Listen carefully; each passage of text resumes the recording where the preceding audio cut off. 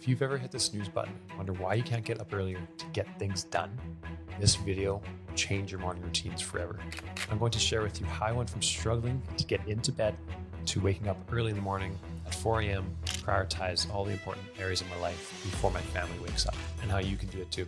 Hey everyone, if you're new here, I'm Matt. I've spent the last 13 years building businesses and helping entrepreneurs optimize their time to scale their business without sacrificing the important areas of life, their family, their mental fitness, their mental well-being, their physical fitness, and their relationship with the Lord.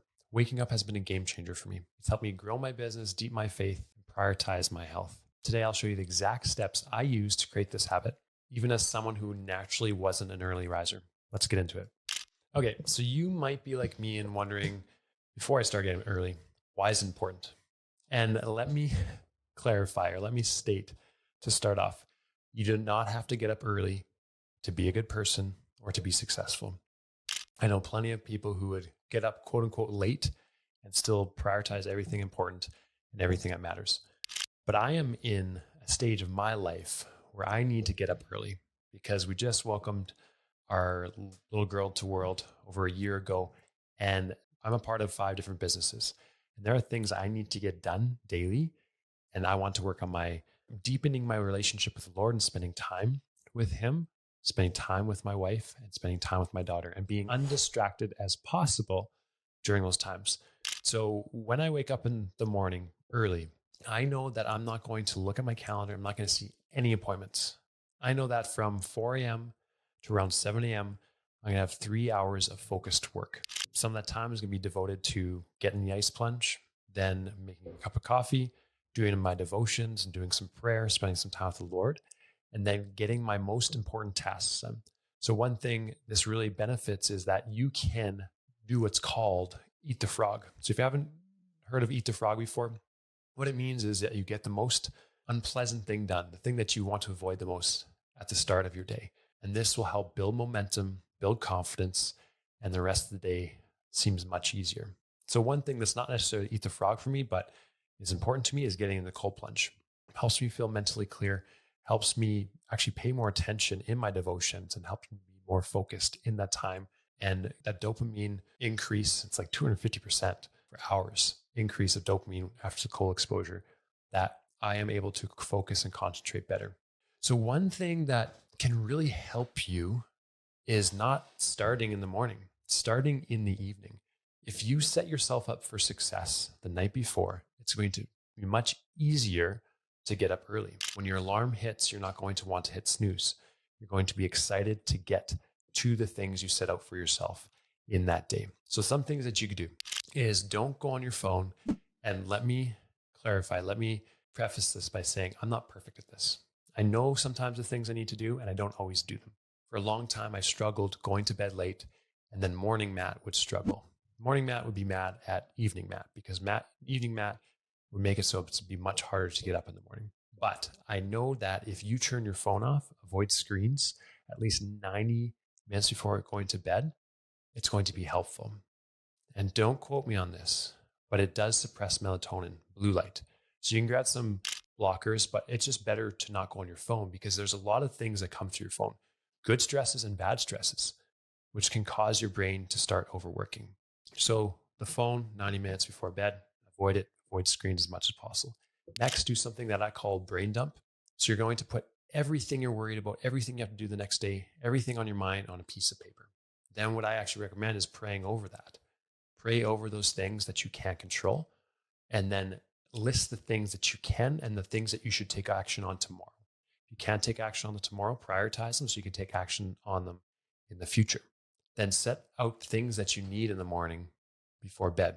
I'm not perfect at this, but it's much easier for me to get in the cold plunge if I set out my cold plunge shorts, my toque, and that's American for beanie. Oh, that's Canadian for beanie, as you guys call it over there if you're watching from the United States.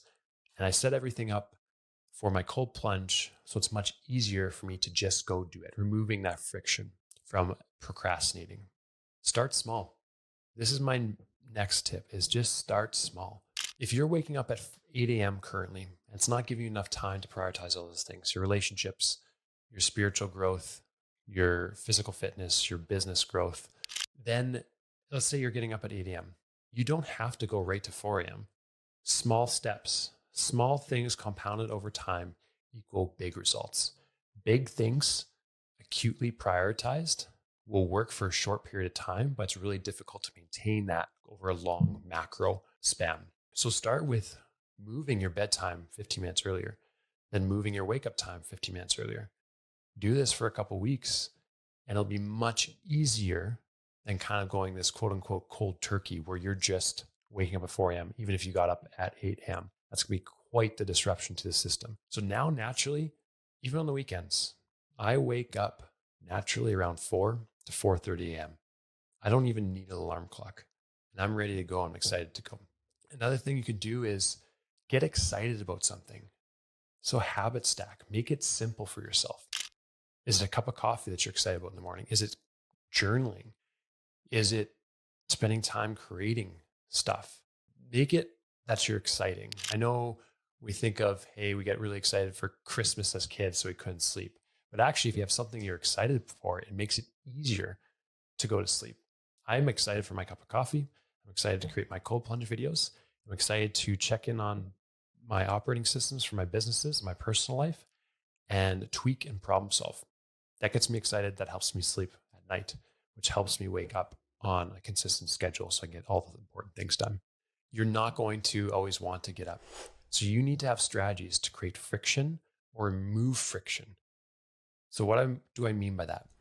If you continually snooze, move your alarm clock and put it on the other side of the room. Put it in a different room. Make it difficult to hit that snooze button. Because what would have to happen is you would have to get up out of bed, hit snooze, go back into bed. You'd have to make 3 choices going back into bed.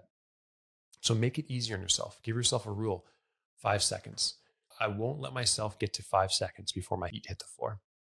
Just tell yourself go. Most things are just one decision. As soon as you decide to do something, you're going to do it. The first couple minutes, you're going to feel groggy. It's not going to feel pleasant.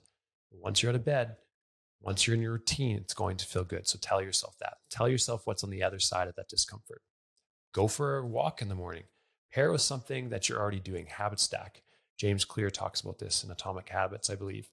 Habit stack what's already working. Even if you're doing it later in the day. If you go for a morning walk, move it closer. Attach a new habit, like waking up early, to something you're already doing. Focus on progress, not perfection. I've continually seen it with clients I've worked with, and just from people I watch and observe. The people who are consistently doing something over a long period of time are going to achieve the success, are more likely to achieve the success they want to achieve, compared to someone who tries to do everything and tries to be perfect and waits till everything lines up and has justifications and excuses to why they couldn't start. Messy action is usually better than perfect inaction. So make sure you're doing things, small things. If you do a small thing every single week, no matter how small, that's 52 weeks in the year. So if you even just moved your wake time 5 minutes a day for the next couple of months, you'll be waking up way earlier, and it'll be way easier than if you just try to go from 8 a.m. to 4 a.m. as an example. Thank you so much for joining me in today's video. If you found this helpful, I have more videos like this on my channel.